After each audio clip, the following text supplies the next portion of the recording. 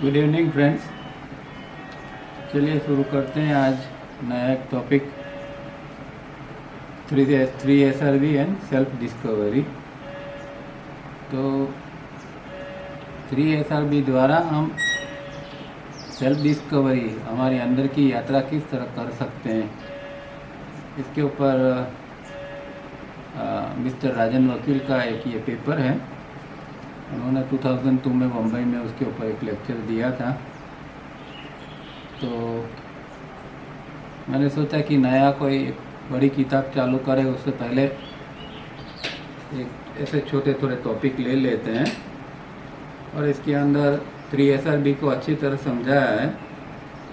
वैसे तो हमने एजुकेशन फॉर अटेंशन के अंदर भी अच्छी तरह ये 3 SR के बारे में समझा था, तो वो थोड़ा ज़्यादा टेक्निकल और फिजियोलॉजिकल ज़्यादा था उसके अंदर चीज़ें। ये इसके अंदर, ये पेपर के अंदर 3 SRV को बहुत अच्छी तरह समझाया है और उसके सब एस्पेक्ट जो है फिजियोलॉजिकली, साइकोलॉजिकली और योग की दृष्टि से सब तरह से अच्छी तरह समझाया हुआ है। और इसके ऊपर हमने एक छोटी सी किताब भी पहले पब्लिश की थी गुजराती में, rhythmic breathing and self discovery. तो वही पेपर है आज हम पढ़ेंगे। और YouTube के ऊपर भी हम देखते हैं तो 3 SRV के ऊपर कई सारे लोग कुछ ना कुछ डालते रहते हैं, पर जब सुनते हैं तब पता चलता है कि वो लोग कुछ गहराई से 3 SRV को समझे ही नहीं है, ना कोई उसका उद्देश्य जानते हैं या वो उसका हेतु क्या है या ये प्रैक्टिस क्यों करनी चाहिए। तो ये एक टाइटल ही हमें बताता है 3 SRV एंड सेल्फ डिस्कवरी, कि सेल्फ डिस्कवरी के लिए भी हम 3 SRV का उपयोग कर सकते हैं और तो बहुत सारे उपयोग हैं। पर इसीलिए मैंने सोचा कि फिर और एक 3 SRV का ये वीडियो बनाते हैं और YouTube पर डालते हैं, ताकि जिनको अच्छी तरह समझना है 3 SRV और सही माने में प्रैक्टिस करनी है वो समझ सकेंगे। तो इसलिए ये आज का टॉपिक है। उम्मीद है 1 घंटे में समाप्त हो जाएगा। तो अब टाइटल जैसे है 3 SRV एंड सेल्फ डिस्कवरी। तो सेल्फ और डिस्कवरी ये 2 शब्द है, आगे हम समझेंगे सेल्फ क्या है और डिस्कवरी क्या है। और वही बात यहाँ नोट्स के अंदर भी दी है, तो नोट्स ही पढ़ते हैं और उसमें समझने का प्रयत्न करते हैं। तो पहला क्वेश्चन है उसके अंदर कि who am I. This is not a question but a journey to discover the self. In this quest to discover the self, we will learn about and uncover our psychic nature. तो सवाल पहला तो यही उठता है, जैसे जिसको अभी अध्यात्म की यात्रा करनी है और अध्यात्म में गहराई में जाना है, तो पहला प्रश्न तो यही उठेगा कि भाई मैं अध्यात्म में क्यों जाऊँ, अध्यात्म में क्या है। तो अध्यात्म की शुरुआत ही ये सवाल से उठती है कि हु एम आई, मैं कौन हूँ। क्योंकि जब तक मैं कौन हूँ ये हम जानते नहीं है, तब तक कोई लाइफ का पर्पस ही नहीं है। फिर तो हम एक मशीन की तरह जीते जाते हैं और उसके अंदर सेल्फ जैसा कुछ है या वो हमें पता भी नहीं है। आज किसी को भी पूछेंगे भाई सेल्फ क्या है। अब हमारे यहाँ प्रॉब्लम क्या है कि भारत के अंदर तो आत्मा शब्द इतना प्रचलित है कि छोटे बच्चे को भी पूछोगे तो वो कहेगा कि हाँ आत्मा है। पर आत्मा क्या है, क्यों, क्या ये किस चीज़ है या क्या है, और आध्यात्मिकता क्या है, ये समझ की बहुत कम होती है। और ये जो यात्रा है इसकी वो हम जानते नहीं हैं।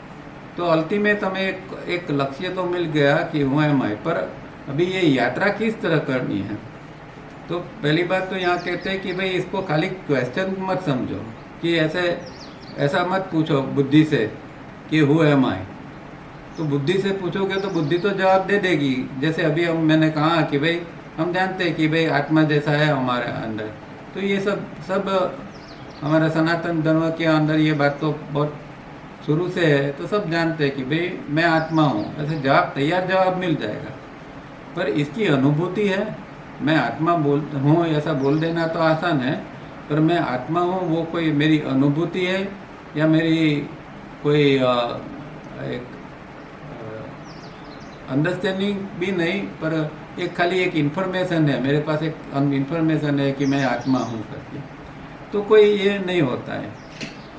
तो इसीलिए उसकी जर्नी जो करनी है जवाब के लिए, अब जर्नी किस तरह होती होगी, तो सोचिए कि भाई जब हम एक सवाल हम पूछते हैं, अकेले बैठे हैं, शांति से बैठे हैं, और हम अपने आप को ही पूछते कि हूँ है मैं, तो और शांति से बैठते हैं और अंदर देखने का प्रयत्न करते हैं, तो क्या पहले सामने आएगा?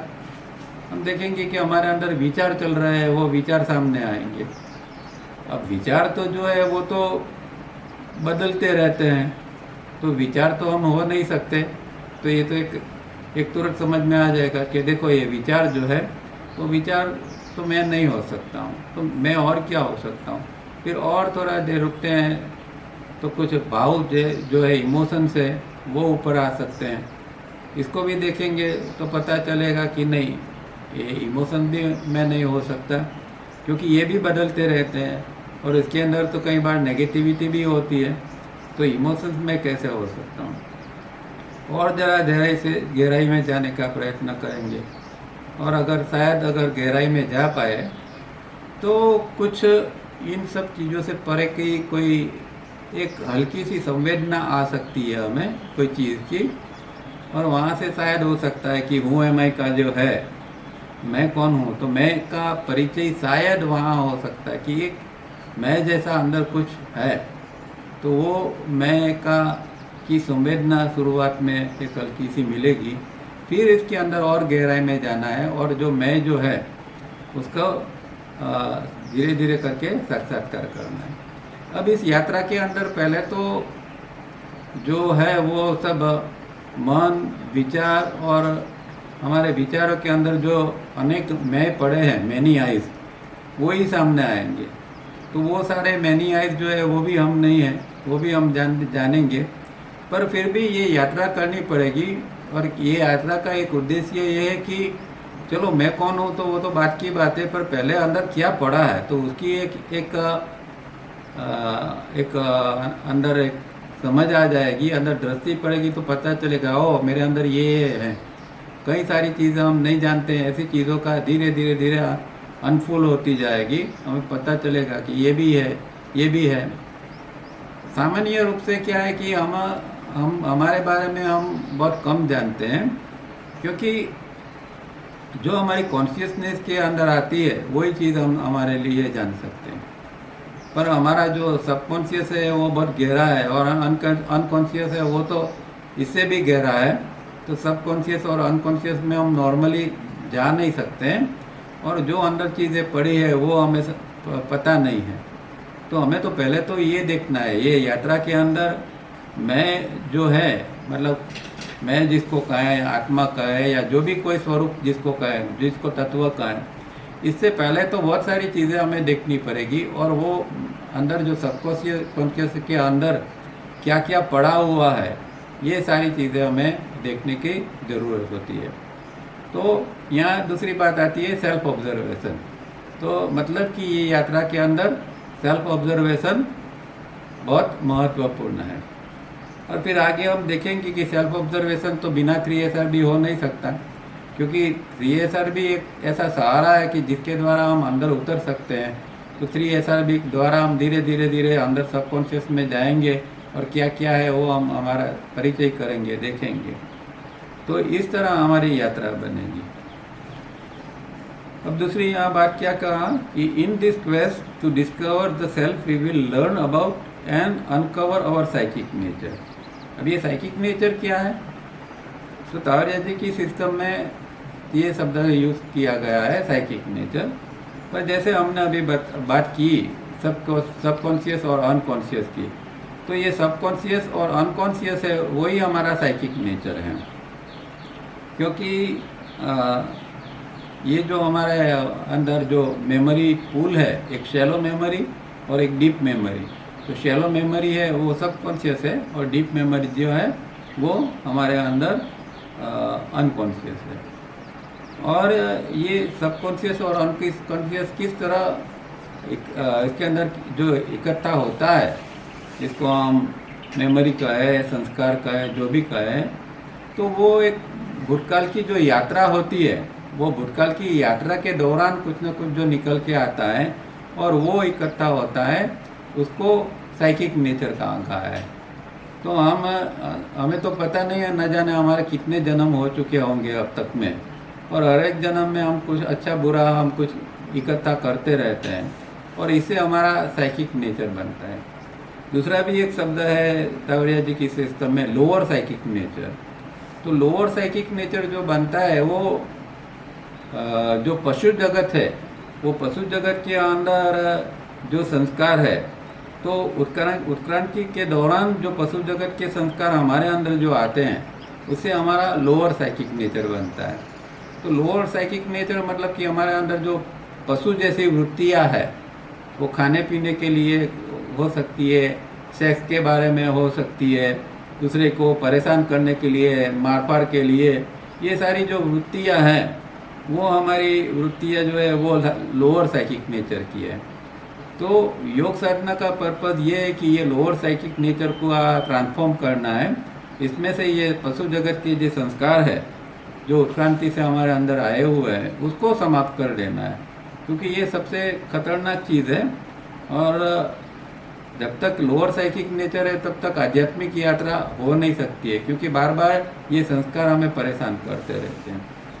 तो यहाँ जो कहा है कि भाई ये साइकिक नेचर जो है, इसके बारे में हम जानेंगे सेल्फ डिस्कवरी के दौरान। तो ये साइकिक नेचर में हमारा सबकॉन्शियस अनकॉन्शियस क्या है, उसके अंदर क्या है, वो सब हमें जानना पड़ता है। अब ये साइकिक नेचर शब्द जो है वो तावड़िया जी ने दूसरी एक जगह भी बताया है कि जैसे कि योग की डेफिनेशन है, तो महर्षि पतंजलि ने क्या कहा, योगस चित्तवृत्ति निरोध, चित्तवृत्तियों का निरोध वही योग है। अब इसकी जो तावड़िया जी जो इसका इंग्लिश में कहते हैं उसको, तो क्या कहते हैं, योग is achieve through the Kameng of thinking instrument and healing of psychic nature. तो योग किस तरह प्राप्त किया जाता है, या योग चित्तवृत्ति का निरोध किस तरह हो सकता है, दो चीज़ उसके अंदर करनी पड़ती है। कामिंग ऑफ थिंकिंग इंस्ट्रूमेंट, हमारा जो ये विचार जो चल रहा है कॉन्स्टेंट थिंकिंग इंस्ट्रूमेंट के अंदर, विचार का उपकरण ये जो चल रहा है, मतलब जो हमारा ब्रेन का एक भाग है जहाँ विचार बनते ही रहता है, उसको शांत करना है, कामिंग, उसको शांत करना है, एक योग का ये उद्देश्य है। और दूसरा जो है हीलिंग ऑफ साइकिक नेचर।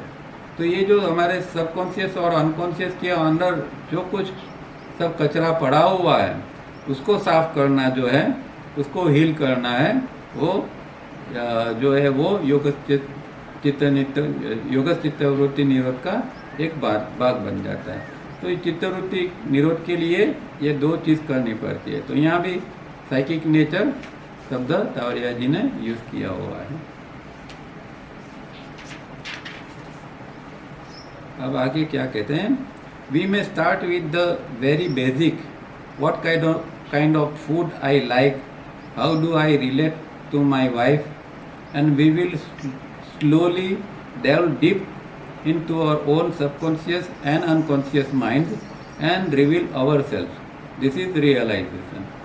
तो उसकी शुरुआत जो है वो ऐसा नहीं कि भाई यहाँ हूँ एमा एक तो सीधा हम आत्मा के ऊपर चले जाता है और बस सीधा ढूंढते हैं कि मेरा आत्मा कहाँ है, आत्मा कहाँ है, आत्मा को मुझे देखना है। ये बात नहीं है, ये संभव भी नहीं है, क्योंकि इसके पहले आत्मा के पहले तो बहुत सारे बैरियर्स है, बहुत सारी चीज़ें ऐसी पड़ी है जिसको साफ करना पड़ता है और जन्मों जन्म तक उसके ऊपर काम करना पड़ता है, तब आत्मा तक पहुंचा जाता है।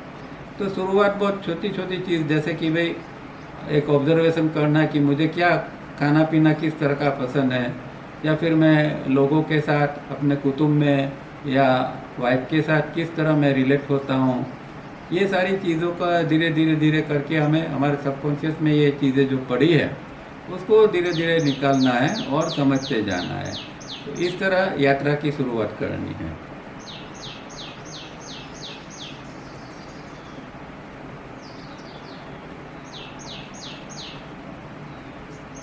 अब जब हम निरीक्षण करते हैं तो पहली बात तो हमें वर्तमान में आना पड़ता है, और जब तक विचारों का जोर हो रहता है तब तक हम वर्तमान में आ नहीं सकते हैं।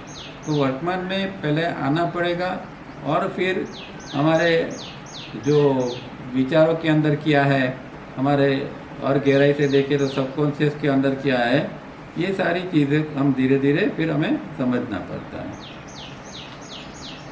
To work towards this journey of self-realization, we will use the invaluable tool Mr. Tavaria has given us, 3-step rhythmic breathing. तो ये सेल्फ रियलाइजेशन की जो यात्रा है उसके अंदर हम कैसे करेंगे, क्योंकि ऐसे तो खाली पूछते रहेंगे कि मैं कौन हूँ मैं कौन हूँ, तो कुछ होने वाला नहीं है। हो सकता है थोड़ा बुद्धि से जवाब मिले या ना मिले, और मिलता है तो भी उसका कोई फ़ायदा नहीं है। तो कुछ हमें करना पड़ेगा। जैसे कुएं में से पानी निकालना है तो हमें रस्सी चाहिए, एक बर्तन चाहिए, मटका चाहिए, और इसके द्वारा फिर हम धीरे से पानी तक पहुंचते हैं और पानी को निकालते हैं। इस तरह जब हमें सबकॉन्शियस अनकॉन्शियस में जाना है तो सीधे हम जा नहीं सकते, इसके लिए हमें कोई चीज़ चाहिए। और ये 3SR भी ऐसी चीज़ है कि जिसके द्वारा हम सबकॉन्शियस अनकॉन्शियस तक पहुंच सकते हैं। तो ये तावरिया जी ने इनवैल्यूएबल टूल हमें दिया है, उसका उपयोग करके हम सेल्फ रियलाइजेशन की जर्नी कर सकते हैं। Initially we learn how to breathe in the prescribed rhythm, and of this we have to make an effort. Over a period of practice the rhythm becomes natural and breathing in rhythm becomes a habit. As the rhythmic breathing becomes natural and effortless, many things in our psychic nature will start changing. अब पहली बात यह है कि ये 3 step हम जानते कि भाई 3 स्टेप रिदमिक ब्रीदिंग के अंदर जो रिदम से श्वास लेने का महत्व है। श्वास ऐसे केओटिक नहीं चलना चाहिए, एक निश्चित रिदम है, प्रकृति की रिदम है, उसके बेस के ऊपर हमें हमारा श्वास का जो है आवन जावन होना चाहिए। और शुरुआत में हमें थोड़ा एफर्ट्स करना पड़ता है। एक नया व्यक्ति सीखता है तो जैसे वो डीप ब्रीदिंग करता है, इस तरह थोड़े गहरे श्वास लेता जाएगा और प्रयत्न करेगा, क्योंकि उसको शुरुआत में आसानी से होता नहीं है। तो शुरुआत में तो एफर्ट्स करना पड़ता है, पर जैसे जैसे इसकी प्रैक्टिस बढ़ती जाती है तो ये वो फिर एकदम नेचुरल बन जाता है, और आगे जाके ये रिदमिक ब्रीदिंग एक हैबिट बन जाती है। ये हैबिट होना तो बहुत ज़रूरी है। हमने पहले भी कई बार बात की है कि रिदमिक ब्रीदिंग हैबिट नहीं बनता है तो कॉन्शियसली इसको हम 24 घंटे नहीं कर सकते हैं, इसकी हैबिट ही बनानी पड़ेगी। और लास्ट टाइम हमने देखा था कि हैबिट बनाने के लिए उसमें बताया था कि भाई रात को सोते समय उसको खास करना है, इसको करते करते सो जाना है ताकि ये रिदम सबकॉन्शियस तक पहुंच सके। तो इसको हैबिट बनाने की हमें बहुत ज़रूरत है, और फिर एकदम आसानी से एफर्टलेस एक बिना प्रयत्न से हम इसको कर पाएंगे। और जब इस तरह होगा तो हमारा साइकिक नेचर जो है वो धीरे धीरे धीरे करके साफ होता जाएगा, उसके अंदर बदलाव आना चालू हो जाएगा। There are two types of breathing, those that are in harmony with the natural process of life, and those go against the physiological and psychological laws of body and mind. Mr. Tavaria developed this way of breathing after a deep observation and study of the rhythm of the ocean, which is an intrinsic part of our living planet. He also observed that when nature sends a newly born child into the world, she does so with this rhythm.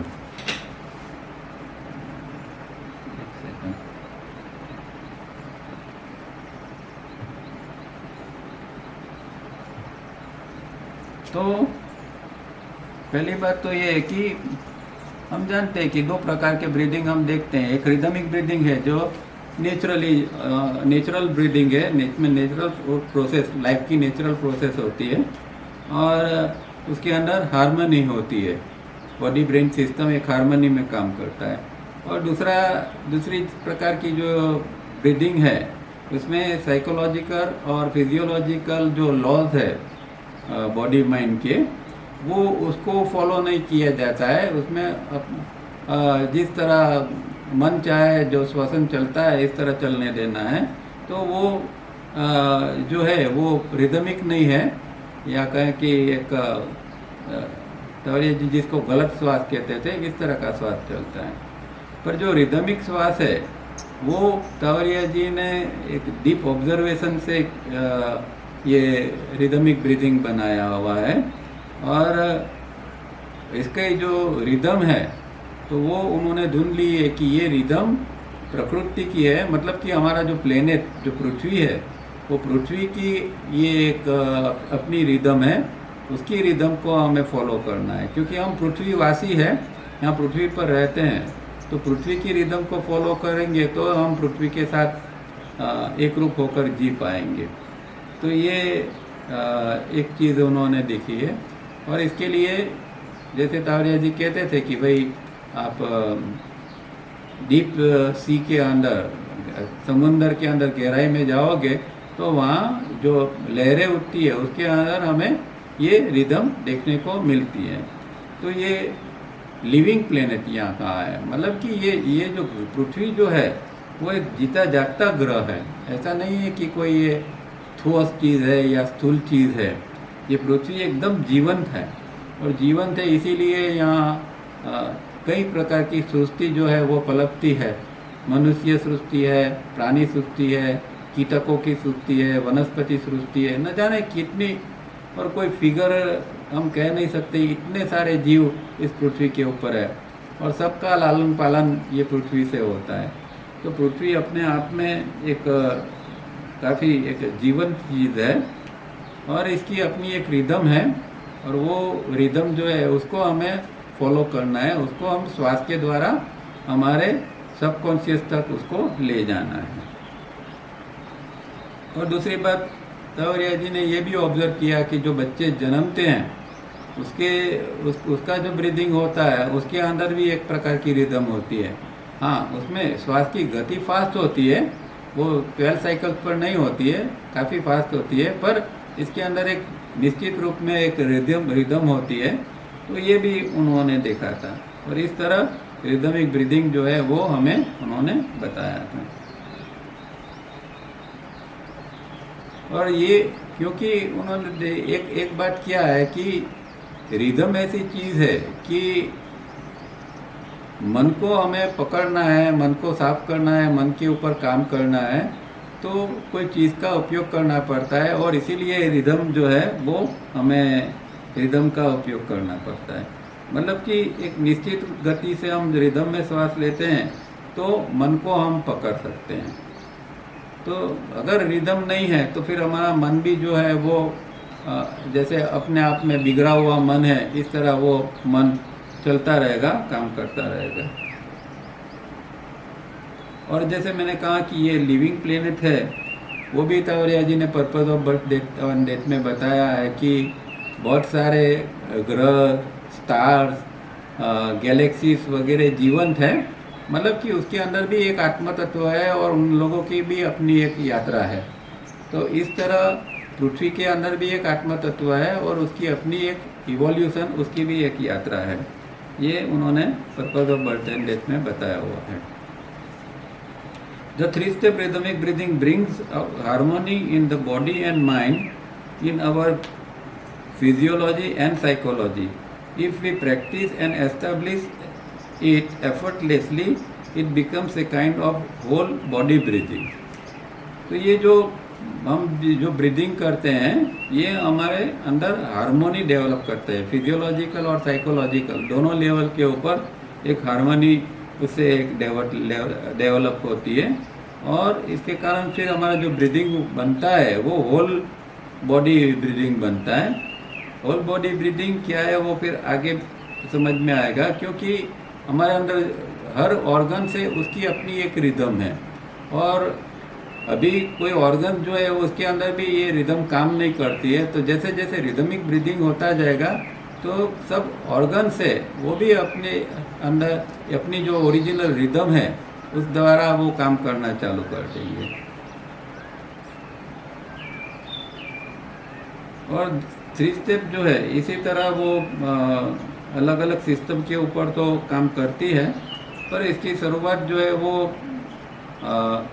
5-10 minute, एक नया आदमी है तो 5-10 minute से शुरू करेगा, और धीरे धीरे धीरे करके वो अगर 4 घंटे तक भी पहुंचता है तो फिर इसके अंदर ये एफर्टलेसली ये रिदमिक ब्रीदिंग सेट हो जाएगा। उसको फिर और मेहनत करने की ज़रूरत नहीं पड़ेगी, और उसका जो मसल्स है, टिश्यूज़ है, वो भी डेवलप हो जाएंगे। फिर इसकी 3SRB की यात्रा एकदम आसान हो जाएगी। As the rhythm starts becoming spontaneous, we begin to feel a balance in our emotions. We stop wasting energy in negative emotions and explosive reactions. In turn, this energy becomes available for self-healing and self-development. अब इसकी दूसरी असर कहाँ पड़ती है? 3SRB जब हम करते हैं और धीरे धीरे करके जब वो एक स्पॉन्टेनियस बन जाता है, अपने आप में चालू हो जाता है, तो जैसे प्रैक्टिस बढ़ेगी तो आप महसूस करोगे कि आप बैठे हैं, कोई म्यूज़िक भी नहीं बजता है, पर हमारा डायाफ्राम जो अगर ट्रेन हो गया है तो वो डायाफ्राम इस तरह ब्रीदिंग करने का प्रयत्न करेगा। तो आप महसूस करोगे जैसे ट्रेन में सफ़र कर रहे हैं या कहीं जा रहे हैं, म्यूज़िक नहीं है, पर आपके श्वास जो है वो धीरे धीरे करके स्पॉन्टेनियसली रिदम में चलना चालू हो जाएगा। तो इस तरह का होता है, तो हमें समझना है कि अभी 3 स्टेप धीरे धीरे करके बैठने लगा है। और इसका एक शुभ प्रभाव हम ये देखेंगे कि हमारे जो इमोशंस है वो फिर धीरे धीरे करके बैलेंस में आते जाएंगे। आज हम जानते हैं कि हमारे इमोशंस बैलेंस में नहीं है, हमारे इमोशंस के ऊपर हमारा कोई काबू नहीं है। कभी भी कोई भी इमोशंस आता है और हमें खींच के ले जाता है। गुस्सा आया और हम गुस्से के साथ चल गए, दूसरा कोई नेगेटिव इमोशंस आया और हमको खींच के ले गया। तो आज हमारा ज़रा भी काबू इमोशंस के ऊपर नहीं है, और कई लोग तो इतने हाइपर होते हैं कि दूसरों को भी नुकसान कर देते हैं और अपने को भी नुकसान कर देते हैं। और ऐसे लोग भी हैं कि जिनको आध्यात्मिक यात्रा करनी है फिर भी इस तरह की गलती करते रहते हैं, हाइपर बन जाते हैं, धूम मचाते हैं और गड़बड़ी करते रहते हैं। तो दूसरों को भी परेशानी होती है और उनको भी परेशानी होती है। जब ऐसा होता है तब 3 स्टेप तुरंत चालू कर देना चाहिए कि जब भी लगे कि भाई मेरे अंदर ये कुछ आउट ऑफ ट्रैक चल रहा है, कुछ गड़बड़ी चल रही है, तो तुरंत आप जहाँ भी है तुरंत 3 स्टेप 5-10 मिनट के लिए भी चालू कर दो, तो फिर से थोड़ा बैलेंस आ जाएगा। तो इसका एक फीलिंग ये आएगी कि इमोशंस धीरे धीरे करके हमारे अंदर बैलेंस में आ रहे हैं। और इसका फिर ये फ़ायदा होगा कि जो हमारे नेगेटिव इमोशंस के अंदर जो हमारी एनर्जी वेस्ट होती थी, वो 3SRB हमें एक ऐसे स्टेज तक ले जाएगा कि हम हमारे इमोशन से ही हम सेपरेट हो पाएंगे। अब जैसे हमने बात की, इस तरह कोई इमोशन आता है और हम इसके साथ में एक रूप हो जाते हैं और कुछ पता ही नहीं चलता। कई बार तो इतने स्ट्रॉन्ग इमोशंस होते हैं कि उसके अंदर हम अपनेपन कुछ महसूस ही नहीं करते। जैसे कि एंगर आया और इतना एंगर जोर से आया कि हम खुद एंगर बन गए, तो इस तरह की हालत हो जाती है। अब 3 स्टेप जैसे एस्टेब्लिश होता जाएगा तो हम हमारे अंदर देखेंगे कि इससे इमोशन से थोड़े अलग होकर हम उसको देख पाएंगे। ये बहुत बड़ा एक अचीवमेंट है, क्योंकि गड़बड़ी यही है कि इमोशन के साथ हम जुड़ जाते हैं, इससे अलग नहीं हो पाते हैं। और अगर हम 3 स्टेप द्वारा अलग हो पाते हैं और देखते हैं कि वो एक हमसे अलग चीज़ है, तो फिर इसके ऊपर काबू पाना थोड़ा आसान बन जाएगा। तो जब तक एकरूपता है तब तक हम इसको काबू में नहीं रख सकते। और 3SR भी हमें ये स्टेज तक ले जा सकता है कि हम इसका ऑब्जर्व कर सकते हैं दूर से।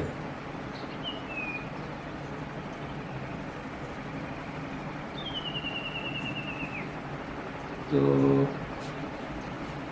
यहाँ एक चैप्टर खत्म होता है, अभी आगे है। Using this simple rhythmic breathing we have balanced our emotions and have directed and transformed negative energy into healing and internal organs of our body, that is our psychic nature, and calming the thinking instrument. We can now start on the journey of inner discovery. अब क्या है कि जो जो discovery है, inner journey है, उसके अंदर स्टार्ट होने के लिए अभी हम यहाँ तक आ चुके हैं कि भाई हमने रिदमिक ब्रीदिंग को थोड़ा एस्टैब्लिश कर लिया है, बैलेंस में आ गए, हमारे इमोशंस बैलेंस में आ गए हैं, कुछ हमने नेगेटिव एनर्जी को ट्रांसफॉर्म कर ली है, और इसके द्वारा हमारे अंदर ये हीलिंग की प्रोसेस भी चल रही है। हमारा साइकिक नेचर को हमने हील कर दिया है। हमारा जो विचारों के अंदर जो बड़ी गड़बड़ी थी, विचार बहुत सारे आते रहते थे, ऑसिलेशन मतलब भूतकाल और भविष्य काल में जो विचार जो भटकते रहते हैं, वो सारी चीज़ें अब धीरे धीरे करके बंद हो जाती है, क्योंकि रिदमिक ब्रीदिंग अब धीरे धीरे एस्टेब्लिश होता जाता है। तो यहाँ से इनर डिस्कवरी जो है वो चालू होती है। मतलब ये इसका मतलब ये हुआ कि हमें इनर डिस्कवरी के लिए थिंकिंग इंस्ट्रूमेंट को शांत करना ही पड़ेगा।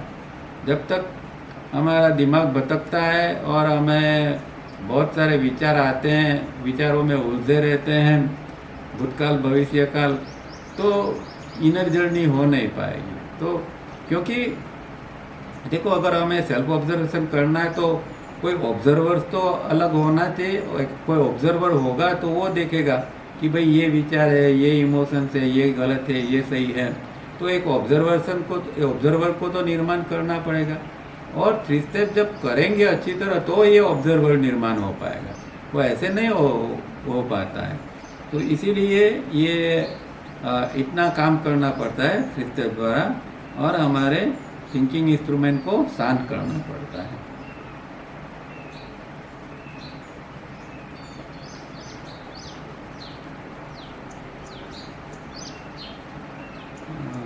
दूसरी बात क्या है कि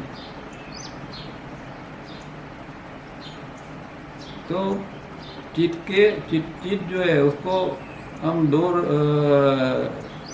तरह शांत कर सकते हैं। ये जो हमारा थिंकिंग इंस्ट्रूमेंट है उसको, कि एक तो नकारात्मक विचार है, इससे हमें मुक्त होना है, और दूसरा जो है वो ऑसिलेशन है, मतलब जो कल्पना में हम जीते हैं, डे ड्रीमिंग में जीते हैं, इससे भी हमें मुक्त होना है। ये 2 चीज़ों से जब हम मुक्त होते हैं तो फिर जो ऊर्जा बचती है उसके द्वारा फिर हम अंदर की यात्रा कर सकते हैं। तो अब तक में हम 3 स्टेप तक से हमने क्या क्या पाया। तो पहली बात कि नकारात्मक भावों से हम मुक्त हो गए। दूसरा, साइकिक नेचर की हमने सारवार कर ली, उसको हील कर दिया। तीसरी बात, नकारात्मक विचारों से हम पहले नकारात्मक भावों से मुक्त हो गए, के बाद में नकारात्मक विचारों से भी मुक्त हो गए, और जो डे ड्रीमिंग, ब्रूडिंग वगैरह चल रहा था वो भी धीरे धीरे करके शांत हो रहा है, और चित्त अब धीरे से शांत हो रहा है। इतना हो रहा है तब अब हमारी इनर डिस्कवरी की यात्रा हम शुरू कर सकते हैं। अंतर यात्रा जिसको हम कहते हैं, वो फिर हम यहाँ से शुरू कर सकते हैं।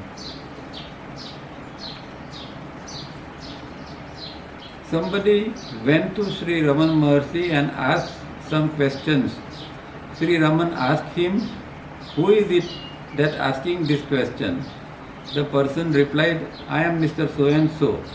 Sri Raman asked again, "Who is this Mr. So and so?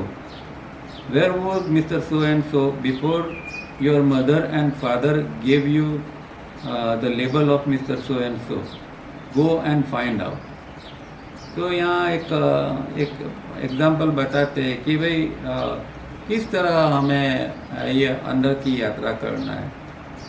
तो महर्षि रमन हम जानते हैं कि क्योंकि ये सबसे ज़्यादा प्रचलित ये चीज़ जो की है वो महर्षि रमन ने की थी कि हु एम आई, ये जो क्वेस्ट है और इसके द्वारा किस तरह हमें सीधा अंदर उतरना है, और उनको वो ज्ञान योग कहते थे। और इस तरह हमें हु एम आई का मतलब मैं कौन हूँ का ज्ञान प्राप्त करना है।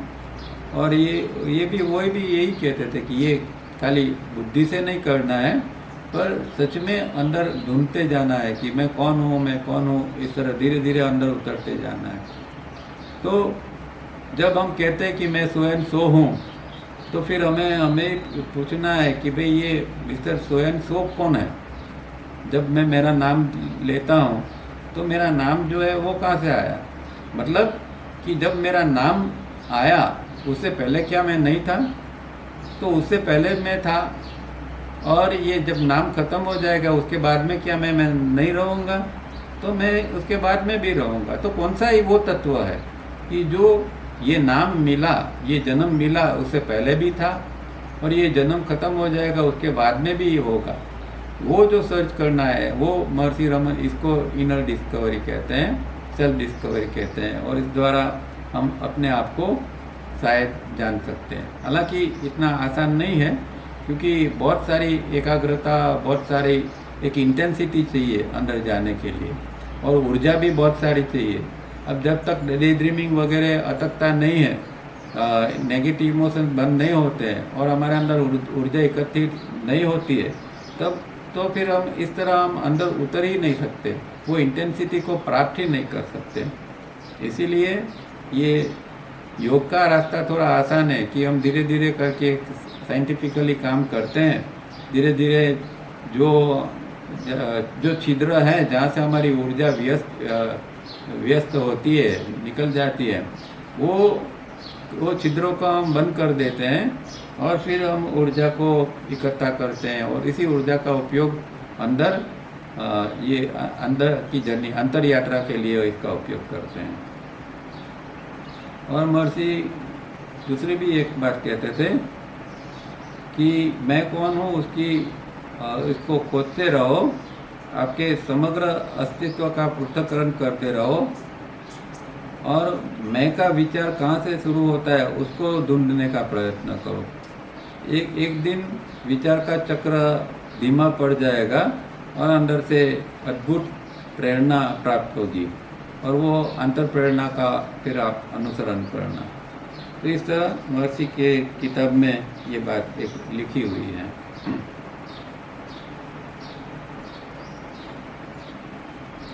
तो जिस तरह ये महर्षि मैं कौन हूँ इस तरह यात्रा कराते थे, इसी तरह हम 3SRB से अंतर यात्रा करते हैं, क्योंकि 3SRB जो है वो हमारा मन को शांत करने का काम करता है, और इसके द्वारा हम थोड़ा आसानी से अंदर उतर सकते हैं, क्योंकि सेल्फ ऑब्जर्वेशन हमारा आसान हो जाता है और इसलिए हम 3SRB आसानी से कर सकते हैं।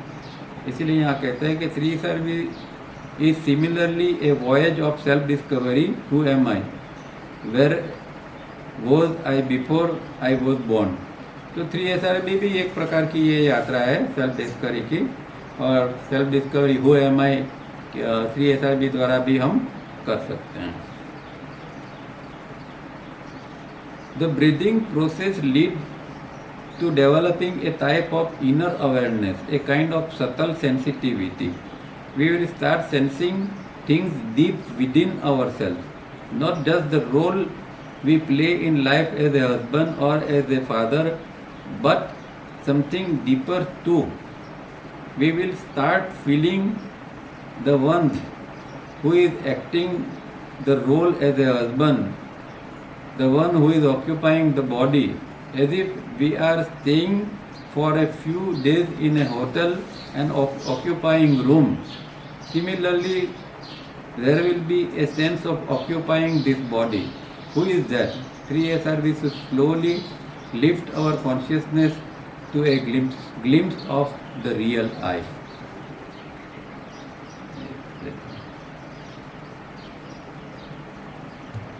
तो यहाँ दूसरी बात क्या होती है कि 3SRB जिस तरह डेवलप होता जाता है, एस्टेब्लिश होता जाता है, तो हमारी इनर अवेयरनेस जो है वो इनर अवेयरनेस हमारी बढ़ती जाती है।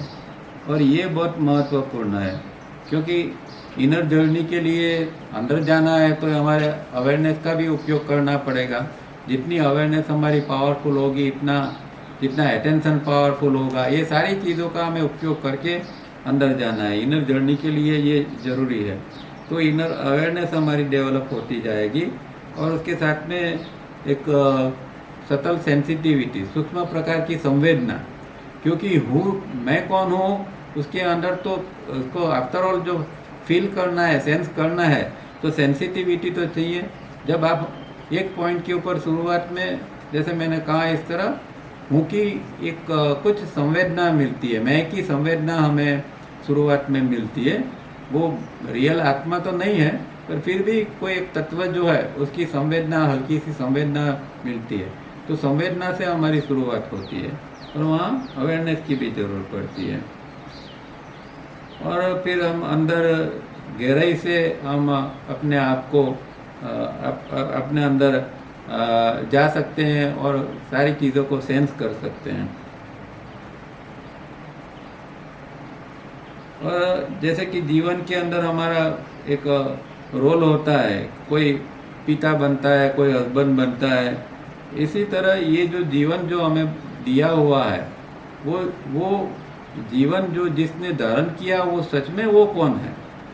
तो एक आगे जाके फिर एक ख्याल आएगा कि जैसे कि भाई हम कहीं जाते हैं, बाहरगांव जाते हैं और कोई होटल के अंदर एक रूम बुक कराते हैं और उसके अंदर हम रहते हैं। तो जितने दिन रहना है, 2 दिन 4 दिन रहना है, उतने दिन रूम में रहते हैं और फिर निकल जाते हैं। तो इसी तरह एक पॉइंट के ऊपर अंदर ख्याल आता है, महसूस होता है कि भाई ये जो मैं हूँ, रियल जो मैं हूँ, वो इसने तो ये शरीर को धारण किया हुआ है। जिस तरह हम होटल का रूम बुक करते हैं, इस तरह ये कुछ समय के लिए, कुछ सालों के लिए ये शरीर को ऑक्यूपाई किया है और फिर से ये शरीर को हमें छोड़ देना पड़ेगा, इससे हमें निकल जाना पड़ेगा। तो इस तरह एक अनुभूति अंदर होती है कि भाई मैं जो हूँ वो सच में इसी तरह हूँ।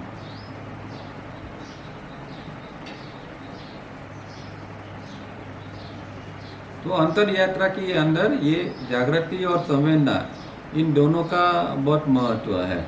ठीक है, जो यहाँ ये बात स्पष्ट करते हैं, ये 2 बड़ा साधन है हमारे अंदर। और एक बात कोई कुरान के अंदर एक बात लिखी थी कि भाई किस तरह ये शरीर हमने धारण किया है और ऋषि मुनि हमारे कैसे शक्तिशाली थे। तो कहते हैं कि एक छोटी कहानी है कि कोई राजा था, वो कोई ऋषि को मिलने गया और ऋषि बहुत वृद्ध थे, उसका शरीर जो था जर्जरित अवस्था में था, एकदम बूढ़े हो गए थे। राजा ने उनको देखा और उसके अंदर थोड़ा एक डिसलाइक के अंदर आ गया कि ये कैसा ऋषि है, ऐसा मरा हुआ बूढ़ा एक जैसे। तो उसके अंदर जो थोड़ा एक डिसलाइक आया, तो ऋषि को समझ में आ गया। तो ऋषि ने उसके शिष्य को बुलाया कि भाई देख, ये राजा आया है और ये जो मैंने कोट पहना है, ये कोट राजा को पसंद नहीं है क्योंकि ये कोट बहुत पुराना हो गया। तो बेटा मेरा नया कोट लेके आ, मैं थोड़ी देर के लिए नया कोट पहन लेता हूँ। और फिर तुरंत ऋषि जो है वो युवान हो गए।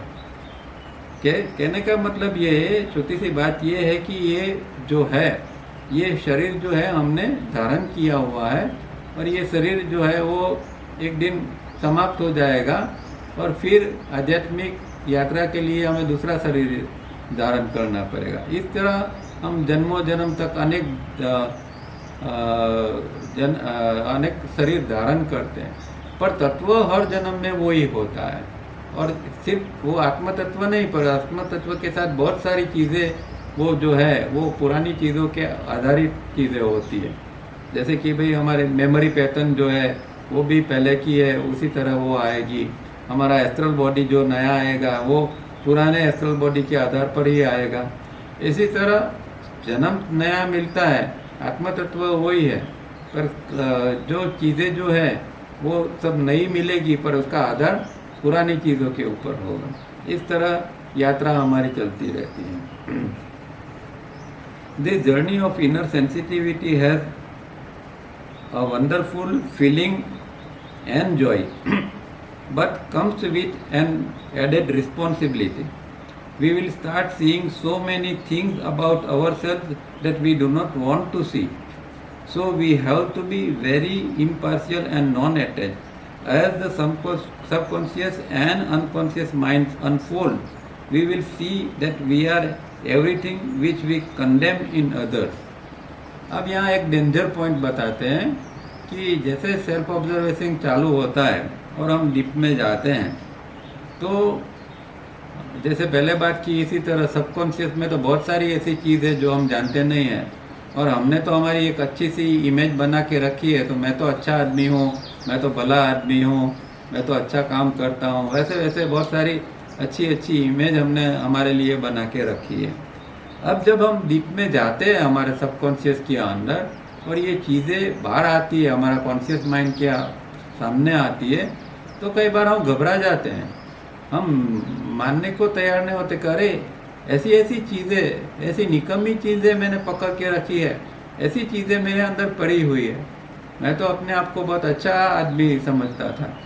तो यहाँ एक गड़बड़ी हो जाती है कि वहाँ हमें एक इम्पार्शियल रहना पड़ेगा कि भाई हाँ ये चीज़ है और ये आई है, उसके साथ हमें फिर से अटैच नहीं हो जाना है, फिर से चिपकना नहीं है, या इसे झगड़ा भी नहीं करना है कि ये मेरे अंदर कैसे होगा, ऐसा नहीं हो सकता। उसका स्वीकार करना है और इसको देखना है, क्योंकि उसको देखना है, जब इसको सही माने में देखेंगे तब वो उससे हम मुक्त हो पाएंगे।